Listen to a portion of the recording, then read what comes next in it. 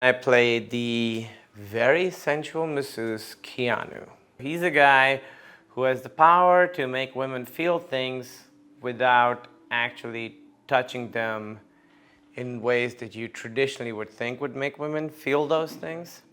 So he has a number of different moves. He has ribbons he uses where he sort of swings around, and he treats women. I think to him it's very important that the women are very happy.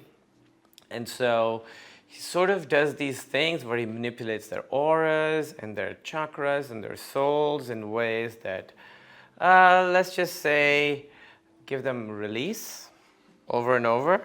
And he's very good at his job, and he's very proud of it. And he's been training for many years, and he doesn't do it to everyone. You gotta ask for it. If you ask for it, and he thinks you're ready, you're gonna have quite a time. Well, I prepared with the director and stunt people, because there is a stunt aspect to it. Sugar Lynn actually did not want to know, and she wanted to be surprised in the moment as to the moves and stuff we were doing. And I think that really worked.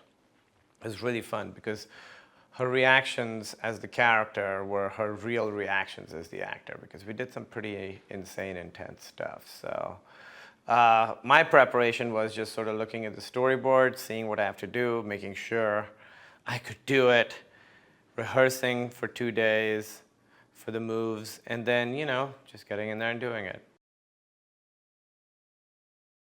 It was great working with Sugar Lynn because she's very nice. I know her, a little bit from this personally. And I was like, hey, is it going to be okay, the stuff we do? And she was like, yeah, whatever you want to do.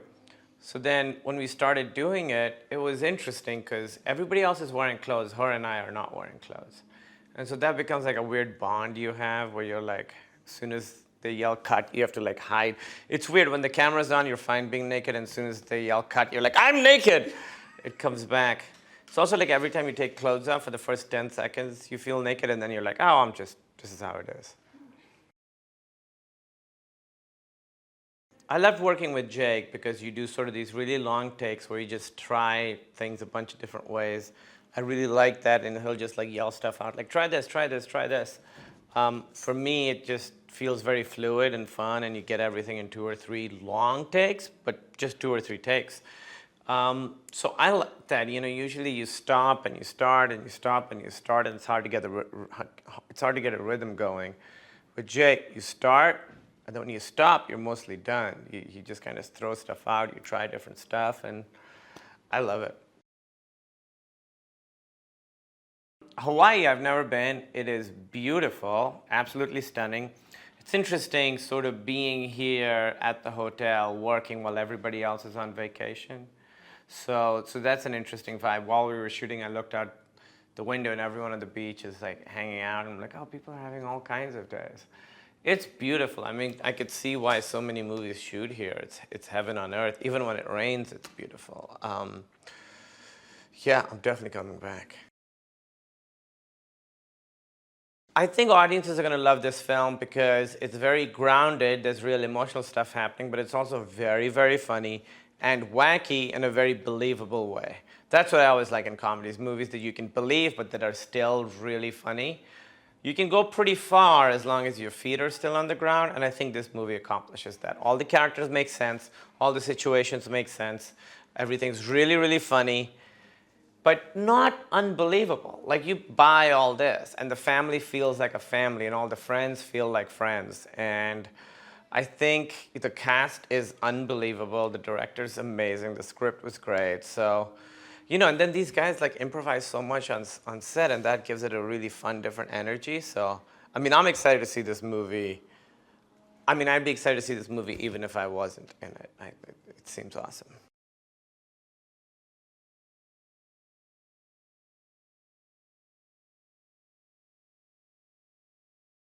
I found out it was a true story, actually, about 2 guys who needed wedding dates, and they were, just, I guess, your lovable losers, couldn't, trying to make it in this tough American society, and their parents, loved them, but they was always trying to show that they can make it. And they put something in Craigslist, I think, and they wind up being overwhelming. All the women want, they was getting, it was almost like a real life bachelorette thing.